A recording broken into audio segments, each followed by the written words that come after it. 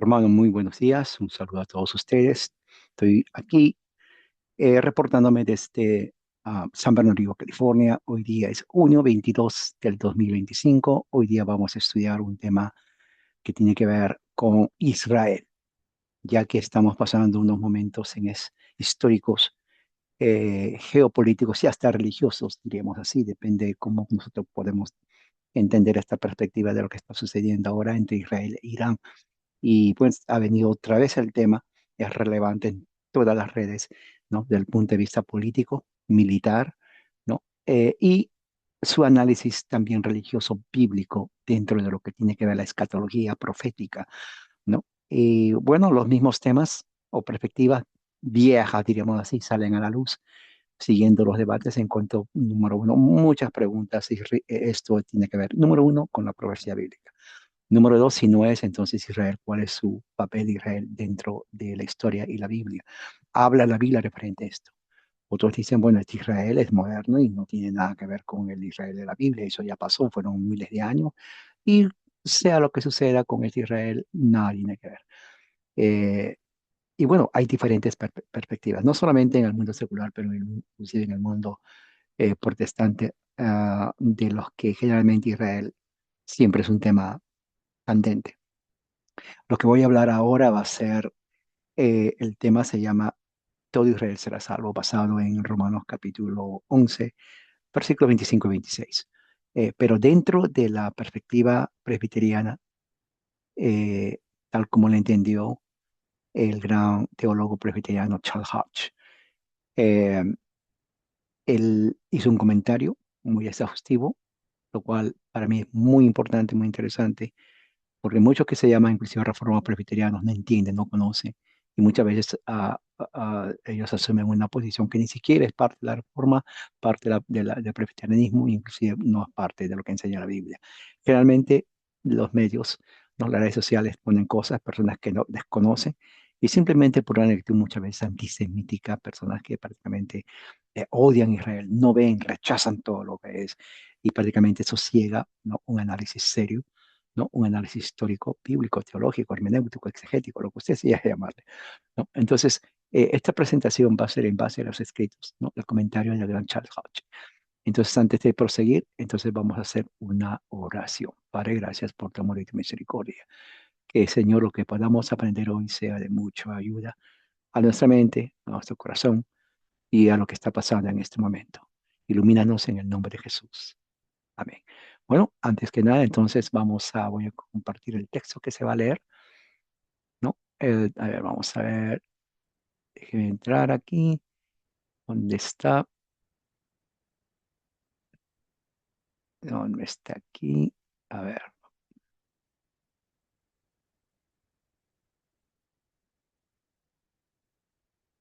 déjeme ver, a ver dónde.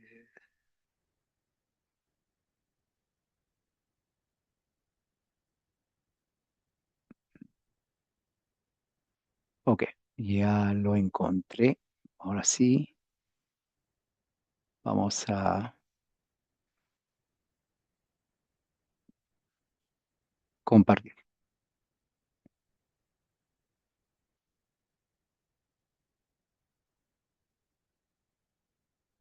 Bien, ahí está, es en Romanos 11.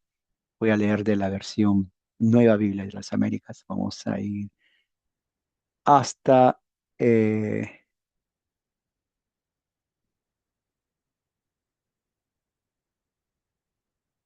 22, hasta el 32. 22, 32. Dice así la palabra de Dios. Mirad pues la bondad y la severidad de Dios. Severidad para con los que cayeron, pero para ti bondad de Dios. Si permaneces en su bondad. Está hablando a los creyentes. De lo contrario, también tú serás cortado. Y también ellos. Si no permanecen en su incredulidad, serán injertados. Pues poderoso es Dios para injertarlos de nuevo. ¿Ya ves? Porque si tú fuiste cortado de lo que por naturaleza es un olivo silvestre y contra lo que es natural fuiste injertado en un olivo cultivado, ¿cuánto más estos que son las ramas naturales? serán injertados en su propio olivo. Porque no quiero, hermanos, que ignoren este misterio, para que no sean sabios en su propia opinión, que a Israel le ha acontecido un endurecimiento parcial, hasta que haya entrado a la plenitud de lo que. Así todo Israel será salvo, tal como está escrito. El libertador vendrá de Sión, apartará la impiedad de Jacob, y este es mi pacto con ellos, cuando yo quite sus pecados. En cuanto al Evangelio, son enemigos por causa de ustedes, pero en cuanto a la elección de Dios, son amados por causa del Padre, porque los dones y el llamamiento de Dios son irrevocables. Pues así como ustedes en otro tiempo fueron desobedientes a Dios, pero ahora se les ha mostrado misericordia por razón de la desobediencia de ellos, así también ahora estos han sido desobedientes, para que por la misericordia mostrada a ustedes, también a ellos ahora les se muestra misericordia. Porque Dios ha encerrado a todos en desobediencia para mostrar misericordia a todos. Esas palabras del Señor. Entonces, prácticamente aquí nos está dando ya Pablo la respuesta a lo que está pasando ahora y a muchos que preguntan y dicen o analizan o evalúan, ¿no?, al Israel moderno. Entonces, voy a pasar a la presentación del comentario de Charles Hodge referente a estos versículos que acabo de leer. Entonces voy a pasar aquí y compartir el tema de hoy. Ok, aquí está. Muy bien. Ok, tema de hoy es todo Israel será salvo. Texto Romanos 11:26. Esto ya lo hemos leído, lo voy a tener aquí de todas maneras como referencia. Voy a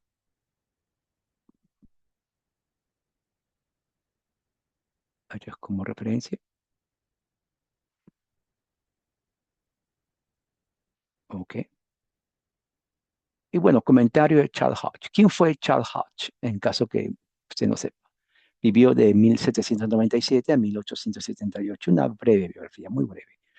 Charles Hodge fue un teólogo presbiteriano reformado, ¿no?, de aquí de Estados Unidos, y director del Seminario Teológico de Princeton en New Jersey, entre 1851 a 1878, casi más de 20 años. Fue un destacado exponente de la teología de Princeton, una tradición teológica calvinista, ortodoxa en Estados Unidos durante el siglo XIX. Sus libros son 3 volúmenes de teología sistemática. Yo los tengo.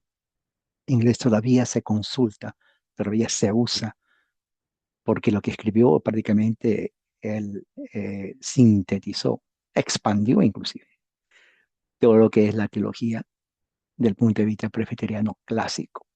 Y aunque se dice clásico, no es que decir que ya no hay, sino se refiere del tiempo en que empezó a escribir prácticamente lo que se cree inclusive dentro del presbiterianismo original. Así que es una autoridad en este aspecto. Si usted no lo conoce, bueno, ya lo conoce. Yo creo que está en español, sí, está en español. Y voy a hablar justamente su comentario referente a estos textos, lo que creía. Y él explica aquí eso. Ok, análisis. Aquí empieza él. El rechazo de los judíos no es total, dice, como lo demuestra claramente el ejemplo del propio apóstol, por no hablar de otros. Dios había reservado un remanente fiel a sí mismo, como ocurrió en tiempos de Elías. Romanos 11:2. Que este remanente se salve es enteramente cuestión de gracia. Romanos 11:5, Romanos 11:6. La realidad es que Israel como nación está excluido del reino de Cristo, pero los escogidos son admitidos a sus bendiciones. Romanos 11:7. Este rechazo de la mayor parte de los judíos ha sido profetizado en sus propias escrituras. Romanos 11:8. Aquí empieza ya su comentario, versículo 25.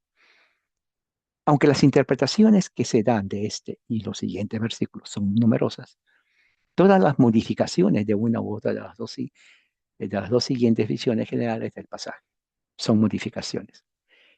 Uno, esta es la primera, diríamos, interpretación o punto de vista.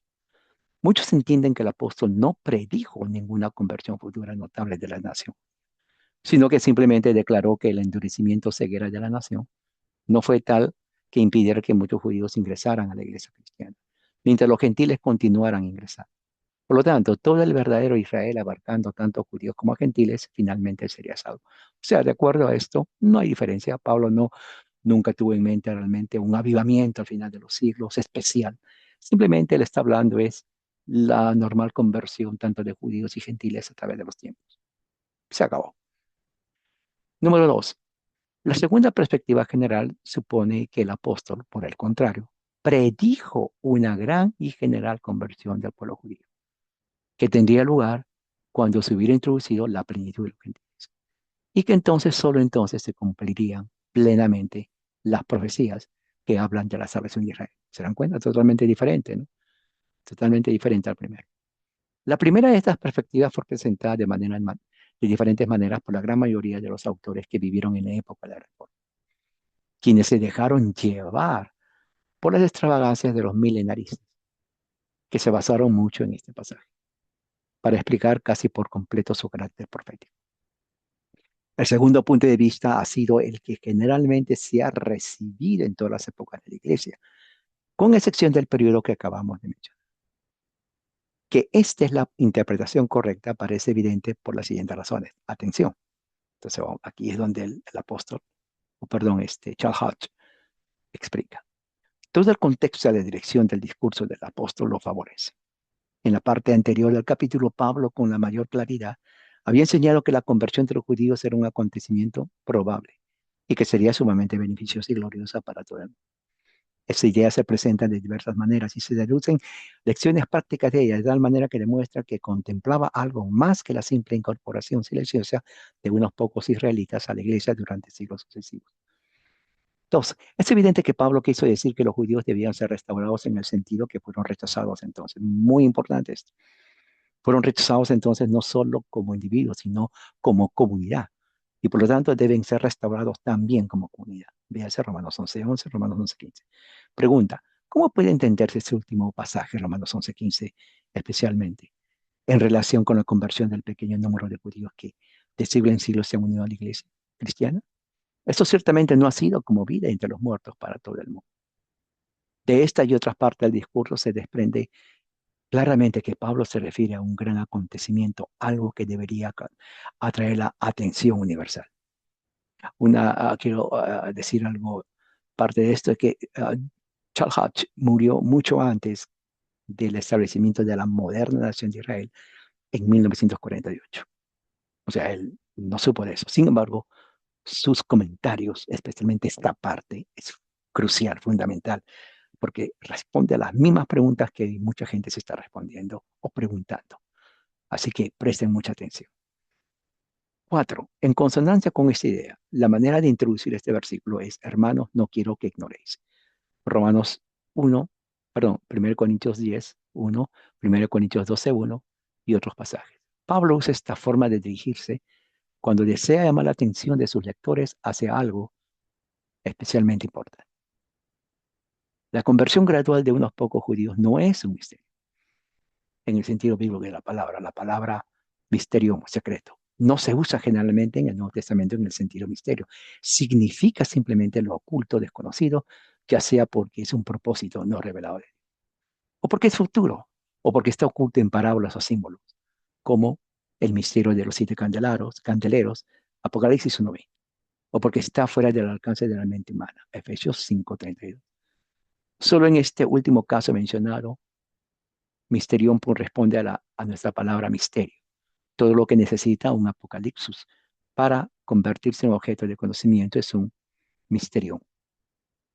Por lo tanto, se usa en referencia a todas las doctrinas del Evangelio que no son verdades de la razón, sino asuntos de revelación divina. Vea, por ejemplo, Romanos 16:25, 1 Corintios 2:7, 1 Corintios 4:1, Efesios 6:19, etc.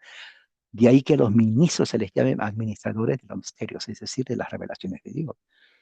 También se usa para alguna doctrina considerada previamente desconocida e intisipable para la razón humana, por simple e inteligible que sea en su propia naturaleza. Así el hecho de que los gentiles fueron admitidos en la iglesia de Dios Pablo lo llama un misterio, Efesios 9, Efesios 3:4. Por lo tanto, cualquier evento futuro que solo pudiera conocerse por revelación divina es un misterio. El hecho de que no todos murieran, aunque todos fueran transformados, es un misterio.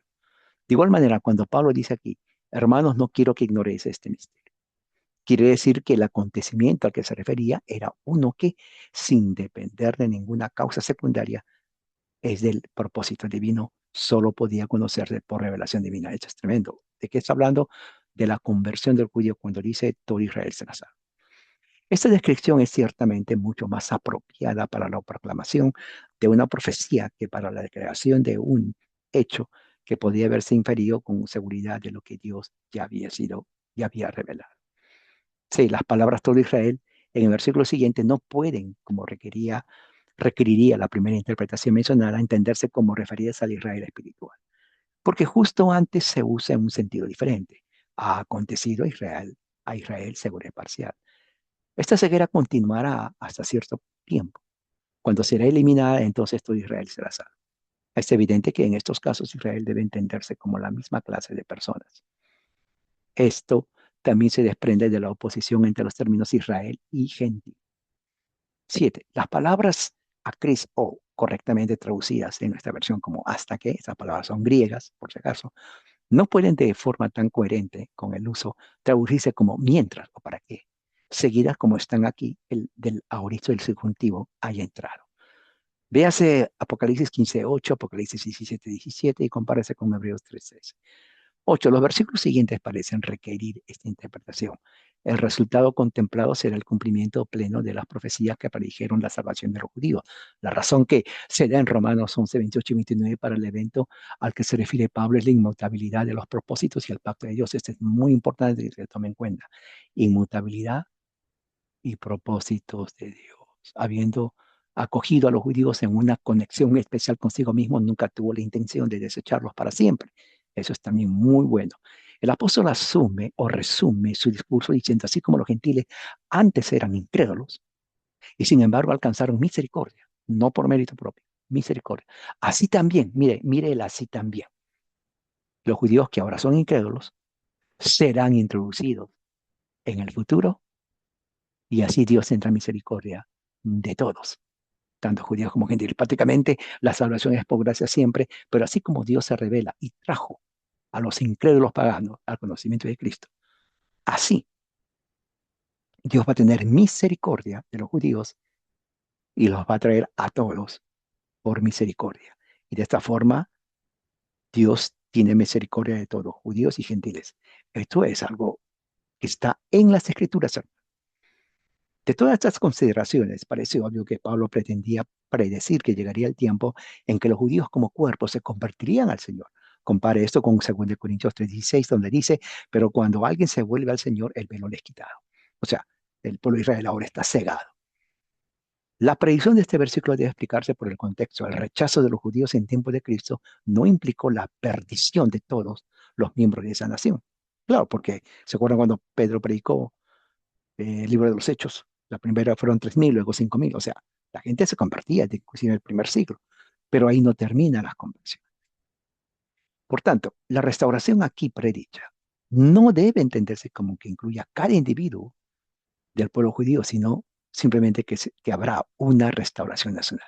Nación, no individuo. Para que no seáis sabios en vuestra opinión, esta es la razón por la cual el apóstol deseaba que los gentiles conocieran y consideraran el acontecimiento que estaba a punto de anunciar. Esa cláusula puede significar, uno, para que no se imaginen con orgullo que vuestras propias ideas sobre el destino de los judíos son correctas. Es lo que sucede ahora, ¿no? Hay muchos que atacan, insultan, odian al judío. Eso es irracional, eso es anticristiano, eso es antisemita, porque no quieren que Israel se salve, porque ignoran o si conocen, ignoran lo que dice el texto. O otra alternativa, para que no nos orgullezcáis ni os entusiasméis como si fuerais mejores y más favorecidos del judío. Eso es lo que está pasando ahora. Muchos evangélicos, ¿no? O otros creen que porque son cristianos o se llaman cristianos, entonces miran con desdén al pueblo judío cuando Dios los ama. Miren, se queda parcial en cuanto a su extensión y continuidad, porque no todos los judíos fueron cegados. De esta manera, ni la nación permanecería ciega para siempre. Las palabras en parte, apomeros, no debe relacionarse con porosis, endurecimiento, ni con a Israel, sino con Jegonén, ha sucedido. La ceguera ha acontecido parcialmente a Israel. Sin embargo, la referencia no se refiere al grado de esta ceguera, sino a su persistencia. No es definitiva ni desesperanzada, es solo temporal. Ok, temporal. La palabra porosis, traducida como ceguera, se traduce más correctamente en Marcos 3:5 como dureza de corazón. Compárese con Efesios 4:18 y veces también Romanos 11:7 y Romanos 9:18. Hasta que haya entrado la plenitud de los gentiles es del acrio, marca el término o duración de tiempo. Esta ceguera de Israel debe continuar hasta que algo suceda. Debieron haber y han nacido numerosas conversiones al cristianismo entre los judíos en cada época del avenimiento, pero su conversión nacional no debe ocurrir hasta que los paganos se conviertan o gentiles. Sin embargo, no es fácil determinar qué significa definitivamente pleroma tometron, o sea, plenitud de los gentiles. La cuestión no debe decidirse por el mero significado de las palabras, sea cual sea la forma en que se expliquen, la idea general es la misma. La plenitud de los gentiles puede significar aquello que completa a los gentiles, o sea, otra parte, en cuanto a número. O, como otros dicen, los gentiles mismos son la plenitud, es decir, el complemento. Llenan la vacante dejada por el rechazo de los judíos. O como se suele suponer, pleroma debe tomarse en un sentido secundario, por multitud. Compárese con Génesis 4:19, multitud, literalmente plenitud, ¿no? E Isaías, donde multitud es plenitud de pastores. Esto no se refiere a la totalidad de gentiles. No es doctrina de Pablo que todos los gentiles que hayan vivido serán introducidos en el reino de Cristo. Tampoco significa que todos los gentiles que estén vivos, cuando los judíos se conviertan, serán verdaderamente cristianos. Todo lo que se puede inferir con seguridad de este lenguaje es que los gentiles como cuerpo, la masa del mundo gentil, se convertirán antes de la restauración de los judíos como nación. O sea, va a haber una conversión inclusive mucho más grande de muchos gentiles. Y luego viene la conversión en masa de los judíos. Mucho quedará por lograr después de ese acontecimiento en el cumplimiento de lo que quede por hacer. Los judíos tendrán un papel destacado. Su conversión será como la vida entre los muertos a la iglesia. Debemos recordar que Pablo aquí habla como profeta, ¿no? Y por lo tanto su lenguaje debe interpretarse según las reglas de la interpretación profética. La profecía no es historia proléctica, no está diseñada para darnos el conocimiento del futuro que la historia nos da del pasado. Se predicen grandes acontecimientos, pero la forma en que ocurre, sus detalles y consecuencias solo puede aprenderse a través del acontecimiento. En realidad, o en otras palabras, es en retrospectiva que la predicción del futuro se percibe como milagrosa y divina. Versículo 26, y así todo Israel será salvo, como está escrito, esta es la parte central, y quiero que escuchen lo que dice. Dice, Israel aquí por el contexto debe significar el pueblo judío, y todo Israel la nación. Los judíos como pueblo son ahora rechazados. Como pueblo deben ser restaurados. ¿Se dan cuenta? O sea, fueron rechazados, pero van a ser restaurados como pueblo, ¿no? Así como su rechazo, aunque nacional, no incluyó el rechazo de cada individuo. O sea, no porque Dios rechazó al pueblo de Israel, quiere decir que ningún judío vino al Señor. Sí, uy, y hasta ahora hay, ¿no? Aunque igualmente nacional no debe asumirse que incluya la salvación de cada judío en la restauración. Por lo tanto, paz Israel no debe entenderse aquí como todo el verdadero pueblo de Dios, como le explican Agustín, Calvino y muchos otros, ni como todos los judíos elegidos, es decir, toda esta gente o esa parte de la nación que constituye el remanente según la elección de gracia, sino tiene que entenderse como la nación entera. Para respaldar lo que había dicho, ¿no? El apóstol apela a las profecías del Antiguo Testamento. Es probable que aquí, como en otras ocasiones, no pretenda referirse exclusivamente a una sola predicción, sino dar el sentido general de muchas declaraciones específicas de los antiguos profetas. Por ejemplo, Isaías 59:20, Isaías 59:21, Isaías 27:9, Jeremías 31:31-34, Salmos 14:7. Estos son algunos de los pasajes que parecen haber estado inmediatamente en la mente del apóstol Pablo y que dieron lugar a su lenguaje cuando empezó a escribir sus cartas. Por ejemplo, Isaías 49:20 dice, el Redentor vendrá a Sion y los que se apartaren de la transgresión a Jacob. En Salmo 14:7 dice, es de Sion. La última parte del versículo, según la presenta Pablo, No concuerda con el hebreo, que se traduce correctamente a nuestra versión, a los que se apartan de la transgresión en Jacob.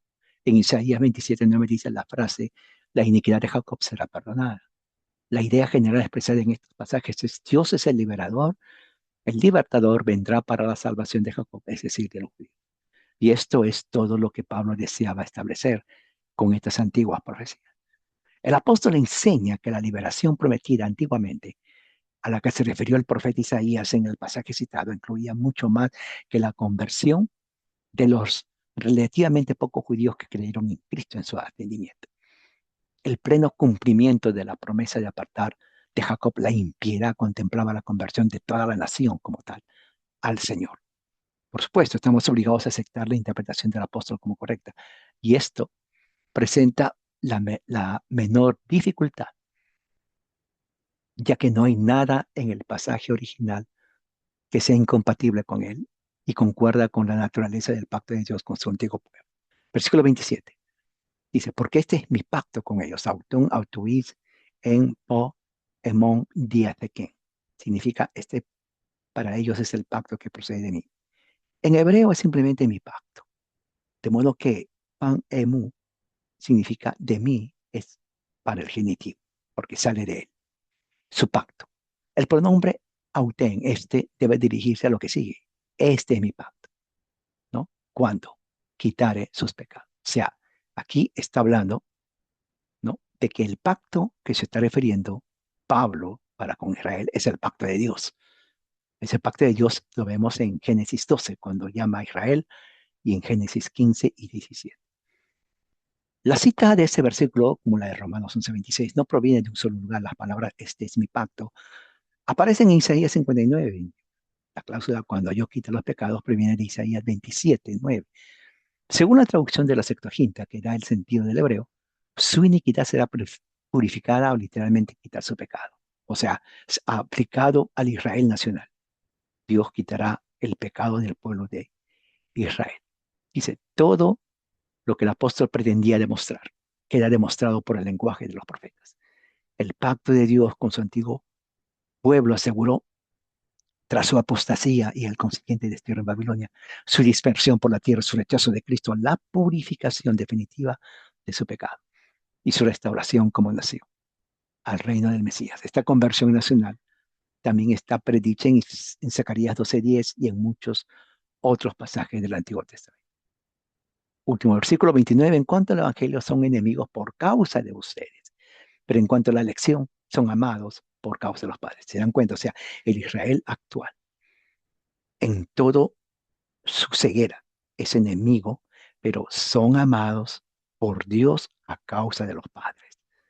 En este versículo y los siguientes, el apóstol resume lo que había enseñado previamente. Los judíos, dice, eran ahora, en lo que respecta al Evangelio, considerados y tratados como enemigos, ¿no? En beneficio de los gentiles, pero en referencia a la elección, seguían siendo considerados como el pueblo peculiar de Dios, debido a su conexión con el patriarca. No se expresa no se expresa si son enemigos, ya sea del Evangelio, del apóstol o de Dios, y por lo tanto depende del contexto. Cada perspectiva de la cláusula tiene sus defensores. La última es la correcta, porque son enemigos de aquel por quien, en una de sus razones, la palabra ektroi puede tomarse activa y pasivamente, debe ser Romanos 5:10, son enemigos de Dios o son considerados y tratados como enemigos por él. Esto último se ajusta mejor al contexto. Ahora son ajenos a su propio pacto de promesa. En cuanto al Evangelio, cataton, euchalion, es decir, el Evangelio, es la razón por la que se les considera enemigos. O sea, son enemigos por causa del Evangelio. Eso se explica con una referencia a Romanos 11 y 15. ¿No? Mediante su castigo, el progreso del Evangelio se ha facilitado entre los gentiles y por eso, perdón, el apóstol dice, es por amor a vosotros que se les trata así. Por otro lado, kata ten, ¿no?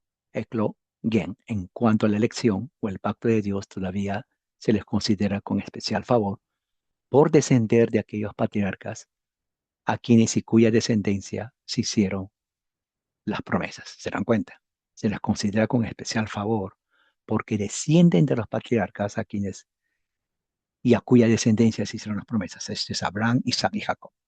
Esto no es más que expresar de una forma diferente la idea de que el apóstol había presentado previamente, a saber que el pacto hecho con Abraham era inconsistente con el rechazo final del pueblo judío. Es decir, era imposible que Dios, después de hacer el pacto con Abraham, rechace por completo al pueblo judío. Dios previó y predijo su deserción y rechazo temporal de su reino, pero nunca contempló una exclusión para siempre. Pone ahí para Romanos 11:16, Romanos 11:25-27. Porque los dones y el llamamiento de Dios son irrevocables. Compárese con Marcos 16:7. Dios no es hombre como para cambiar. Habiendo elegido a los judíos como su pueblo, ¿no? El propósito que tuvo en mente en esa elección nunca puede ser alterado. Y como era su propósito que siempre permanecieran como su pueblo, su futura restauración a su favor y reino es segura, o habrá una restauración de los judíos. Habiendo explicado previamente la naturaleza del pacto de Dios con su antiguo pueblo, Pablo infiere el carácter divino que se cumplirá plenamente. Llamamiento equivale a elección, como se desprende del contexto, donde una palabra sustituye a la otra, y también del uso de términos afines. Por lo tanto, la proposición general del apóstol es que los propósitos de Dios son inmutables y, en consecuencia, a quienes Dios ha elegido para un beneficio especial no pueden dejar de alcanzarlo. ¿Se dan cuenta? Y a quienes Él ha entregado para vida eterna, ciertamente serán salvos. Y a quienes Él escoja para ser su pueblo peculiar, como los judíos fueron escogidos en Abraham, deben permanecer para siempre como su pueblo. El propósito, una vez formulado, y la promesa, una vez dada, nunca pueden cambiar, dado que en el contexto Pablo no habla de individuos, sino del rechazo y la restauración de los judíos como comunidad. Es evidente que el llamamiento y la elección de aquí tienen en mente, se refieren a los judíos como nación y no la salvación de individuos. Y aquí termino. Muy interesante esto, ¿no? El documento lo voy a compartir después, pero espero de que hayan entendido bien lo que está diciendo aquí el apóstol, ¿no? Que Dios no ha olvidado al pueblo de Israel y que ellos están endurecidos temporalmente y que el plan de Dios para ellos es, número uno, primeramente dice, son amados por Dios a causa de los padres. O sea, Dios no odia a Israel. Si Dios no odia a Israel, usted tampoco, ni nosotros debemos odiar a Israel. Tres, Dios tiene un plan para ellos. El plan es que al final de los tiempos, cuando la plenitud de los gentiles haya entrado, entonces todo Israel será salvo como nación. Ahora, nosotros no vamos a ver eso porque va a pasar muchos años, tal vez sea unos 200, 500 años, quién sabe. Pero lo cierto es que va a suceder. Entonces, espero que esto les haya ayudado, ¿no? A poder entender más lo que Pablo habló del pueblo judío en Romanos 11, todo el capítulo pueden leer. Oremos, Padre, gracias por tu amor y tu misericordia. Gracias, Señor, que esto ya ha quedado en la mente y corazón de los hermanos. Y así, Señor, también poder crecer en tu conocimiento. En el nombre de Cristo. Amén. Hermanos, que la gracia del Señor sea con todos ustedes ahora y siempre. Amén.